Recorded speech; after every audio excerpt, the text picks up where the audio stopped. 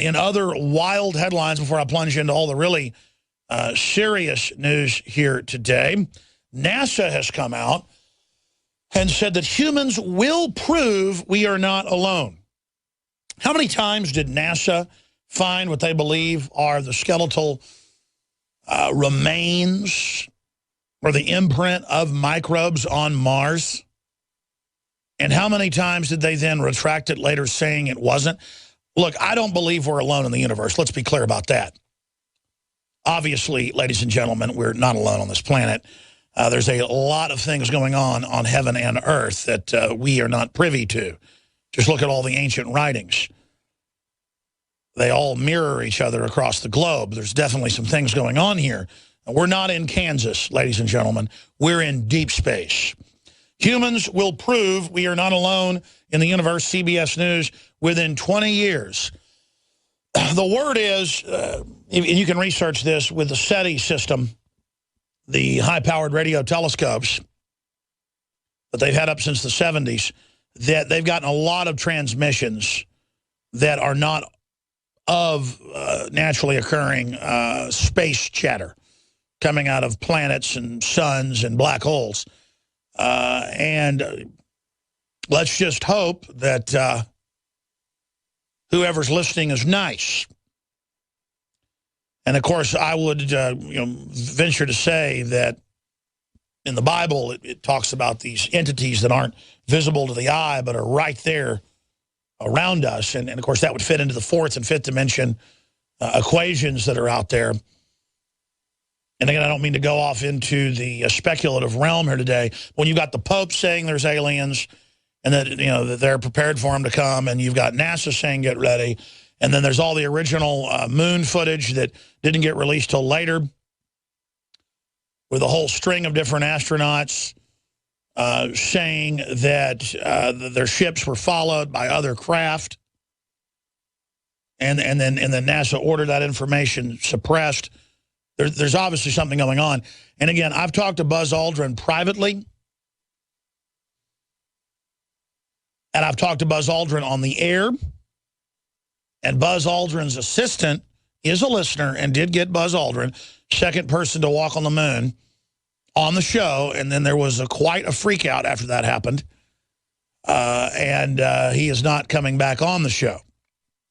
Just like we were 1 micron from getting Chuck Yeager on the broadcast till government people found out and got involved, because they don't want these icons coming on the show.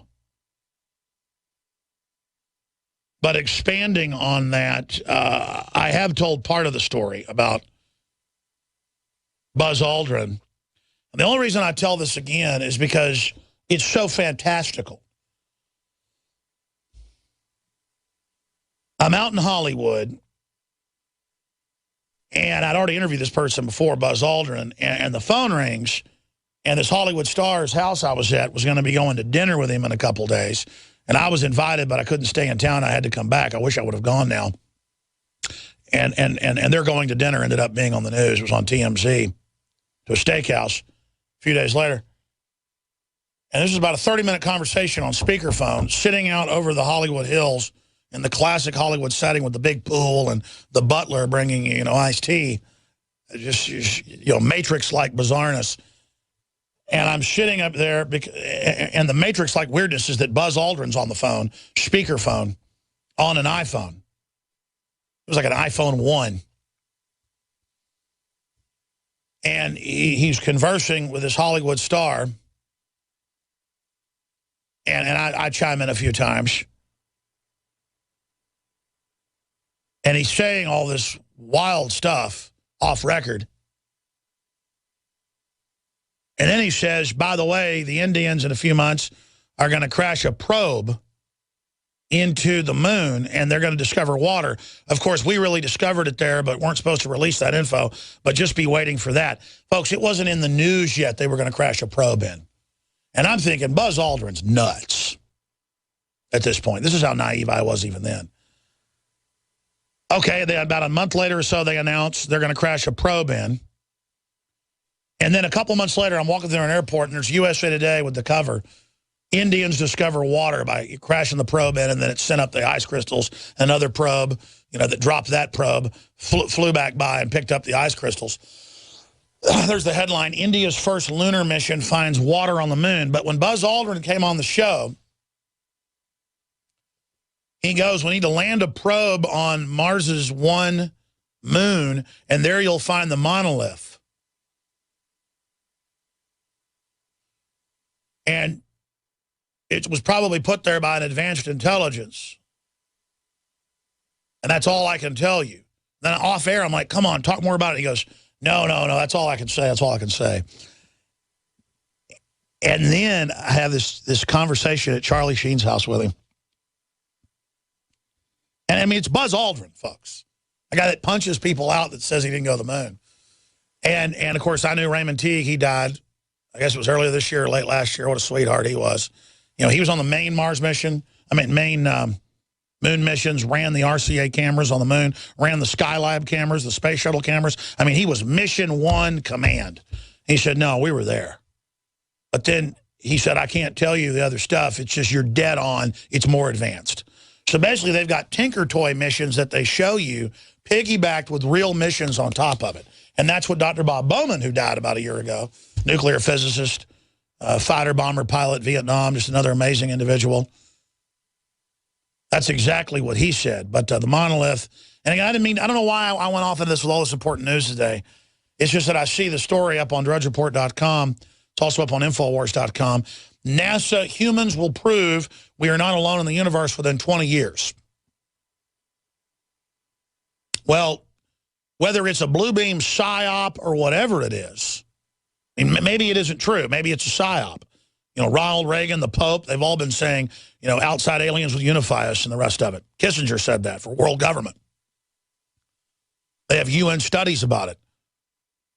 Lyndon LaRouche wanted to put a space-based system up in the 70s to unify the world around asteroid and comet repulsion or shoot-downs, and thought that was a way to bring the planet together. And that was picked up by the CIA, that plan in the early 70s. That's in the Washington Post, by the way. That's not LaRouche saying that.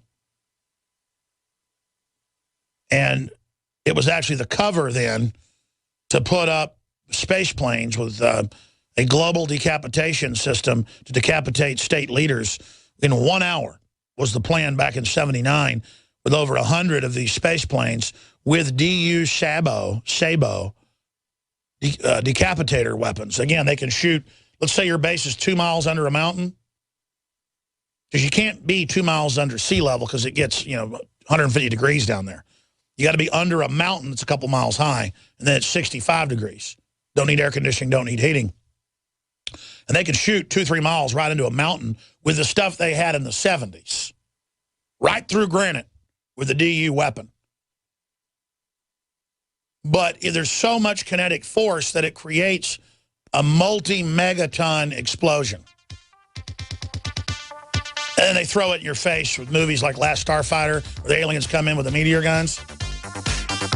And how they're recruiting people with the video games. Turned out that was a Pentagon plan in the 60s. Let me just say this. You're living in Buck Rogers. The public hadn't been told, okay? That's all I'm telling you. Just what I know is off the charts. But there's huge classified space program. We'll be right back. Stay with us.